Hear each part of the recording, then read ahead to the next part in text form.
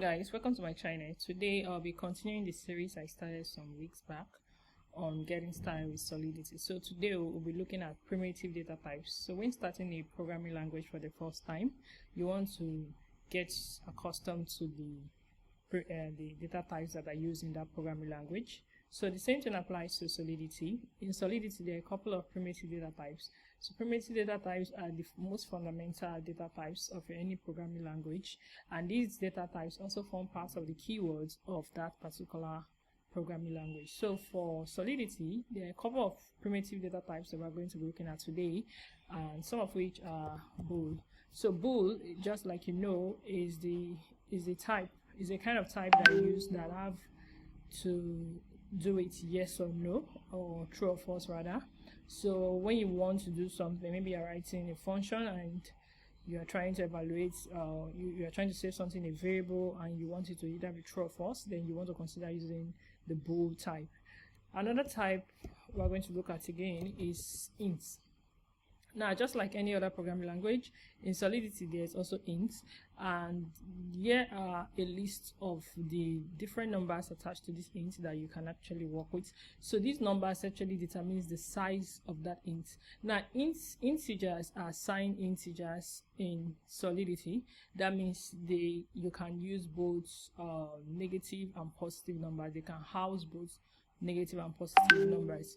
And more details on that, I came across this post here. So now, if you look at 8 bytes, this is the minimum value and this is the maximum value. So looking at this table, you get to see the minimum value that each of these ints can actually accommodate. So like I said earlier, ints can accommodate negative numbers, and that's why you have these minimum values to this tune of these negative numbers, and this is the highest positive numbers that ints can accommodate. So we also have uint. Unlike other programming languages, you don't get to see unsigned integers, but in Solidity you see unsigned integers, because sometimes when you're writing your smart contract, you don't want the smart contract to handle negative numbers. So when that happens, or if that is the case, you want to consider using uint. Most of the time I personally make use of uint. Now, by default, uint is the same thing as saying uint 256.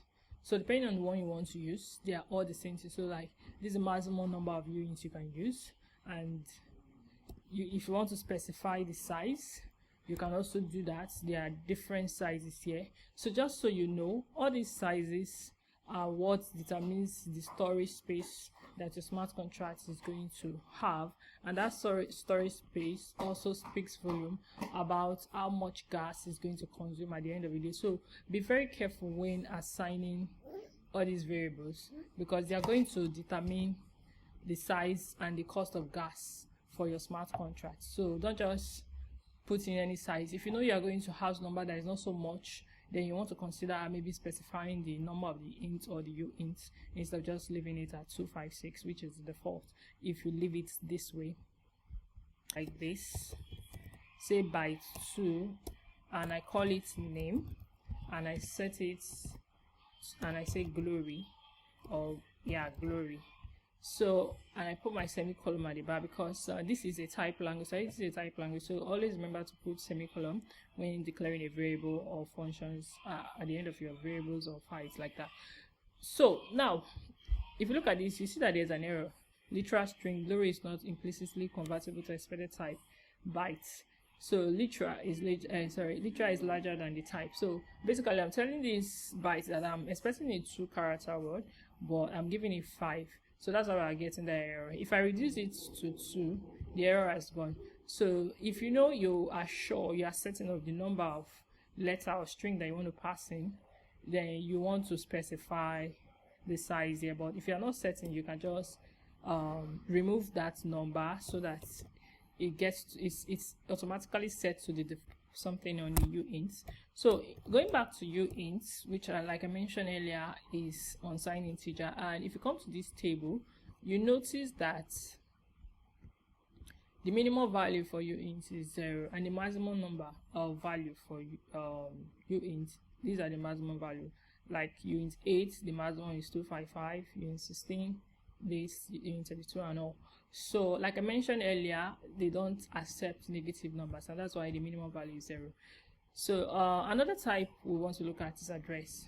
Now, because this is blockchain and this we're talking about Solidity, smart contract language for writing for writing your smart contract in the EVM chain. So now address has a type. Sorry, address is a type, and address is usually like this. When you go to like any Explorer or any scan, address looks like this. So I can't, let me give this a variable name, say my address. I can't do this.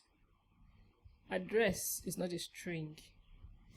So if I do this, I'm going to have an error, and it's going to tell us it's not implicitly convertible to expected type address. So the expected type here is address, and it's not a string, so we're going to remove that string. If you remove the string, you are going to get this value, and if the address is also not correct, you're also going to have an error. So I deleted some things out of it, and we're also getting an error. So always make sure to pass in the right value for any type that you are using. So with this, I believe going forward, when we are looking at other aspects, by the time we start writing some functions and variables and all, you will know when to use what, depending on what you are trying to achieve in your smart contract. So I believe you have learned something from this primitive data type section. So if this has benefited you in any way, please do it to subscribe to my channel and also share this video with your friends out there. Thank you very much, and see you in my next video.